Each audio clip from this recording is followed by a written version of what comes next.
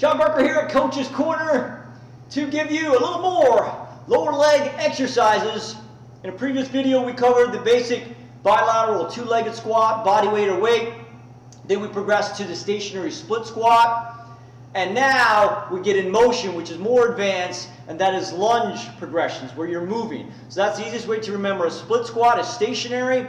A lunge, whether you're going reverse or forward, you're dynamic or you are in motion, and that requires more balance, stability, and strength. Okay, so the first lunge progression after you master the stationary split squat, of course, would be always the foundation of any exercise. Make sure you can master body weight. Okay, you want to start with the reverse lunge because you're more stable and it's not as risky as the forward lunge. Okay, if you need to hold on to something like a chair or counter for more extra stability, that's okay as well. But for body weight only, we can go hands together or that prisoner formation we show.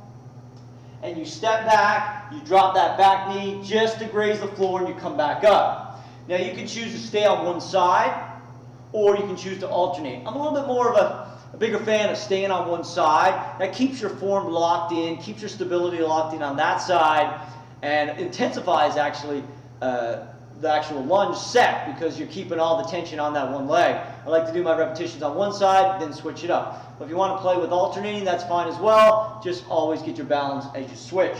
Okay? The reverse lunge, you get more stability. You want a slight forward lean, racked in with body weight hands, or you can go prisoner hands. Control it coming down. Never slam that back knee on the floor. Just slightly graze it or stop before you touch. Okay? Now, you can also progress your lunge by starting on an elevated surface. In this case, it's just a stepper, or you can do it if it's at home. A staircase is great, as long as it's a secure elevated surface. And now it extends the range of motion. My back knee has to come down lower. It's a greater stretch on my hip flexor, so be wary of it, and come back up. Again, with the front elevated progression, which I've also mentioned in a previous video, to get the benefit, make sure that back knee comes all the way to the floor, because otherwise you're just giving yourself a false sense of progression. Okay? So that's a great way to advance and intensify the reverse body weight only lunge. Of course, then you can play with the tempo tricks, whether you're just lunging from the floor or an elevated surface. You can go nice and slow. 5, 4, 3, 2, 1. Come back up. Or you can choose that isometric hold at the bottom position. Holding at the bottom position for 5, 4, 3, 2, 1. Coming back up. Okay? So then to progress it with some weights, if you have a bell of any kind or weight of any kind, you just hold it in hand in that goblet hold positioning. And then you just do the same, whether it's from a front elevated step, whether it's from just the floor, okay? Or you choose to lunge and hold for a few seconds at the bottom. You can also hold 2 weights or 1 in each hand. Now you're obviously doubling up on the weight, and you're holding it in the front rack position, and you do the same, stepping back, reverse lunge. Okay? Now, even more so with the reverse lunge, is to not lunge in reverse, is to lunge forward. This one is a lot more challenging. In many cases, I only program forward lunges to very advanced clients because of the risk of instability. But to show you properly, again, hands can be in front for some leverage, or down if you're holding on to 2 bells. Make sure you can hold body weight first.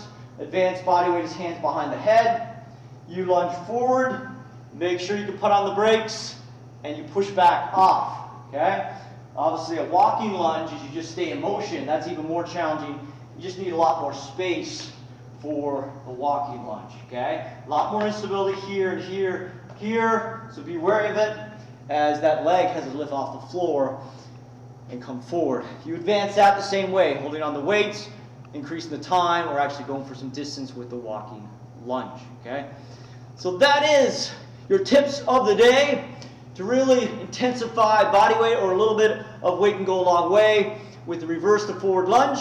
But don't forget, you can also lunge to the side as well, which is important to have in a functional program hands, prayer or prisoner, and now you step to the side, you push your hip back, and you make sure you're not overstretching or losing that stability in the hip. So you step to the side, tall chest, push your hip back, I'm loading this leg, and then I'm pushing back off. Again, you can alternate or just go to the side.